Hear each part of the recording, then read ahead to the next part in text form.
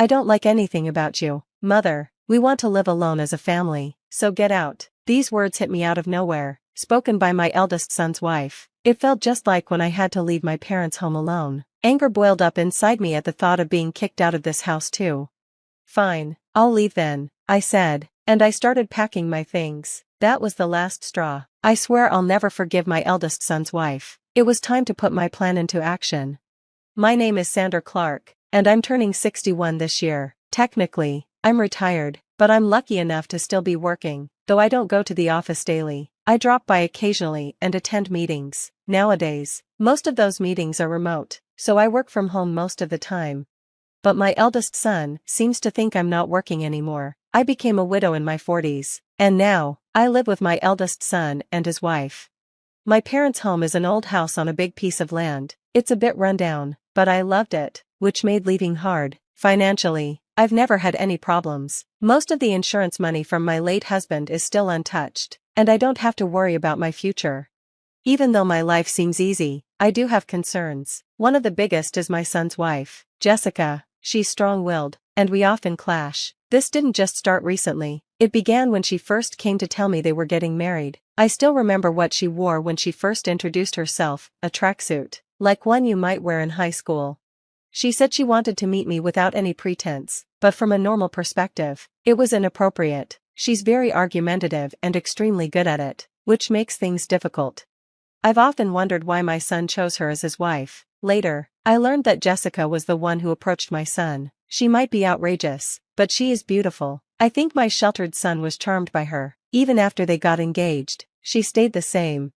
If you're being kind, you could say she's down to earth. If you're being honest, she just doesn't seem to have common sense. I wanted to oppose their marriage, but I told myself it was my son's choice, so I held back. And now, this is where we are.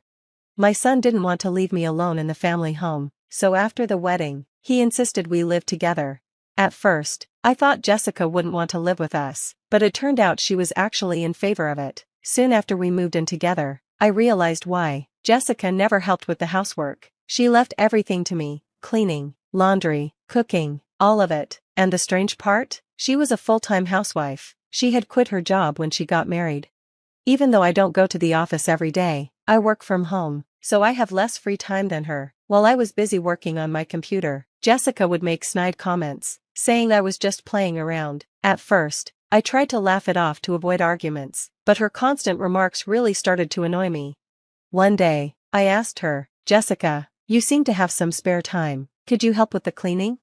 She gave me a disgusted look, sighed dramatically, and said, I don't do housework for your sake. Mother, why don't you understand? It's sad you can't appreciate my thoughtfulness. She then went on to explain her bizarre theory that if she did the housework, I would lose my only job, and that would make me lazy and unhealthy. She even claimed that not doing the housework might help prevent dementia for me. In her mind, she was actually doing me a favor by letting me do all the chores.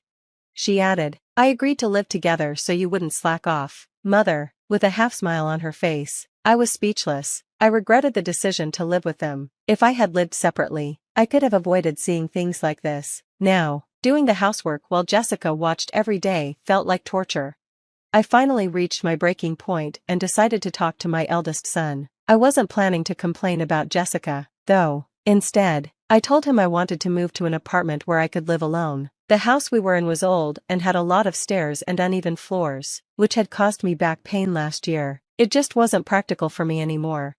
I explained this to my son, and I moved into an apartment. Even though it felt like Jessica had driven me out, I didn't regret leaving. The new place was a rental, and I had picked a space big enough for my grandchildren to stay in the future. I even customized the interior to my taste. It was like having my own little castle.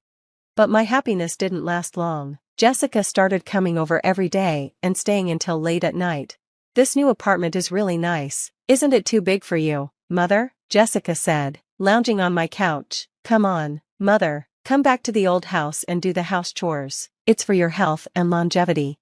I couldn't believe it. Jessica was seriously telling me to go back to the old house to do the chores. She's so self-centered. It makes my head spin. I've already moved out. Jessica, you need to step up as the wife now. I take care of all the chores here, and my health is fine. I get my annual checkups. Jessica just turned her head, ignoring what I said. This was typical of her. She always pretended not to hear anything she didn't want to deal with. Even after this, she kept coming to my apartment every day. The other day, she even said it was too much hassle to go back home, so she stayed the night. My old house and this apartment are only about a 15-minute walk apart. It was my son who suggested I live near my old home because he was worried about me. His concern made me a little sad to leave, but I agreed. One day, after I returned from a rare business outing, I got a shock. Jessica had let herself into my apartment. She must have used the spare key I had given to my son. Welcome back, she said, lying on the floor in front of the TV, not even bothering to get up. Jessica, that spare key is for emergencies, not for you to use when I'm not here, I said, feeling uncomfortable. I had never spoken so firmly to her before. She seemed surprised, since she was used to me letting things go quickly. She gave me an annoyed look, but I didn't back down.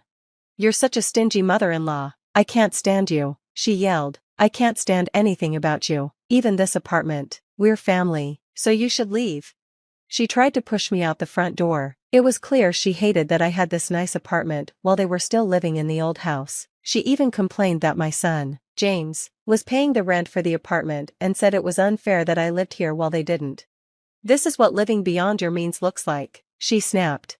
It turned out Jessica thought my son was paying the rent for my apartment. That explained why she kept showing up. She believed the apartment should belong to her family.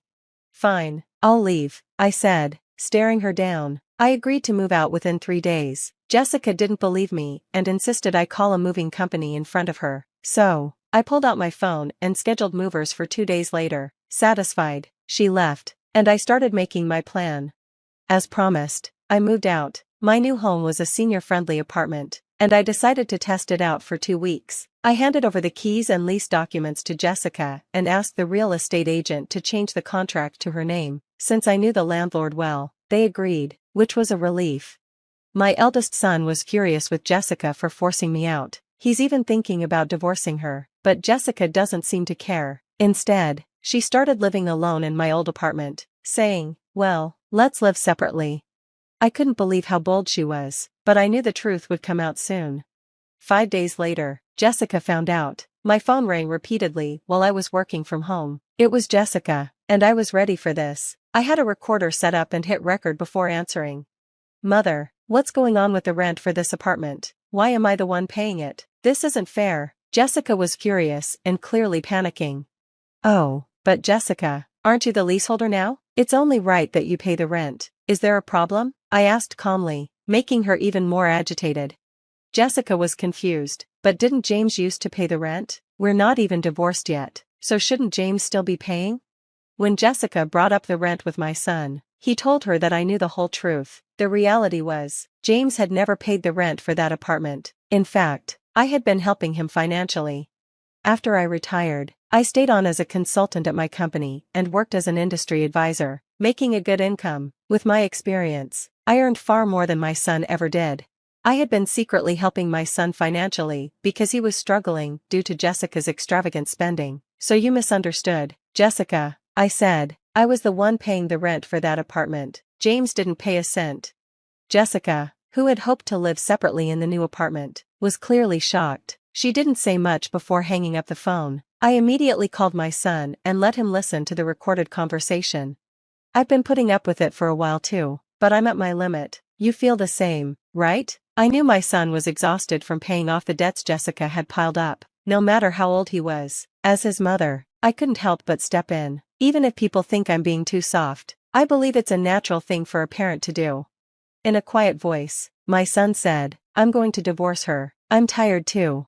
"Well, follow my plan then," I told him, laying out the steps. I asked him to take a few days of paid leave and to start moving out his important belongings without Jessica noticing. He had to be discreet so that she wouldn't see any moving trucks or suspect anything. We decided to move his things out gradually, at night, to a location Jessica didn't know about, a house I had found for him as a new place to live. Everything went smoothly. 3 days later, Jessica called me again, even more flustered than before. "What's got you so worked up now?" I asked, speaking to her calmly. Just like before, Jessica was panicking. "Mother, our house is up for sale, and my parents just called, saying my belongings arrived at their house. What does this mean?" Following my instructions, My son had moved out and sent Jessica's things to her parents' home. The house she was living in had been emptied and put up for sale. The landlord told me if I can't pay the rent, I need to leave. I tried to talk to James, but when I got home, the gate was padlocked. And there's even a for sale sign up. I can't get in. Jessica was nearly hysterical. She must have been shocked when she saw the house locked up. I've already signed a contract with the realtor. You can't go back to that house anymore, I said calmly, and there are a few things I want to clear up now. First, I reminded her, I'm no longer your mother-in-law, right? Yesterday, James filed for divorce. You signed the papers, didn't you? So now, you and I are just strangers. My son had finally filed the divorce papers Jessica had signed long ago. She used to threaten him with divorce to get her way, and he had always hoped she would change. But he had finally realized it was time to move on, and he submitted the papers. The divorce is official now, Jessica. You always told James you could divorce anytime. Aren't you happy now that things have gone your way? On the other end of the phone, I could sense Jessica holding her breath, realizing how things had turned out. Jessica wanted to argue, but she couldn't find the words. She was clearly frustrated. Besides, after the divorce, how are you going to live in that apartment without working? Moving costs money too. It's not easy, I said. How did you even manage to pay the rent? Jessica couldn't hide her anger anymore. She yelled and cursed at me, admitting that she married my son because of the inheritance my late husband left. However, since I controlled the inheritance, she couldn't access any of it. She screamed that nothing was going right, even though she married my son to help pay off her debts. Of course, I let my son hear this conversation, as I was planning to use the recording as evidence for the divorce settlement. Jessica ranted for about 15 minutes, but I stayed calm and waited for her to finish. Then, she broke down and begged for help. I've been disowned by my family. I have nowhere to go. Please help me, she cried. She admitted that her parents had cut her off because of her spending and borrowing habits. I felt a little sorry for her, but I knew this was the result of her own choices. Apologizing now won't change anything. We're no longer family. There's nothing more to say. Good luck with your life, I told her before ending the call. After that, I felt a huge sense of relief. Later, my son told me that Jessica had caused a scene at his workplace, to the point where the police had to be called. While she was out, the landlord changed the locks on her apartment because she hadn't paid rent. She couldn't get back in. She probably tried to call me or my son, but we had changed our phone numbers and she had no way of contacting us. We also didn't tell her where we moved, so she couldn't find us. After the incident at my son's job, she was given a restraining order. With nowhere else to go, she went back to her family's home, but they refused to let her inside. Her luggage, which I had sent to her parents' house, was left outside in the rain. She wasn't even allowed to step foot in the house. On top of that, her parents received a bill for the unpaid rent, which likely made them even angrier. I heard she is now staying in an apartment provided by an organization that helps homeless people. When I saw her on the street one day, she looked completely different. Her hair had turned white, her skin looked dry, and she seemed stressed. I barely recognized her. It was shocking to see how much her life had changed. As for me, I've started a new chapter in my life. I used my late husband's inheritance to buy a new house, a duplex, so that my son can remarry whenever he's ready. He still joins me for dinner, but otherwise, he takes care of his own things. I've realized this is the perfect amount of distance for both of us. The money from selling my parents' house is saved for my son's future and possibly for his future wife and kids. I'm also thinking about setting up the English garden I've always wanted at my new home. On my days off, I work in the garden, taking care of the plants. This new routine has brought me peace and hope for the future.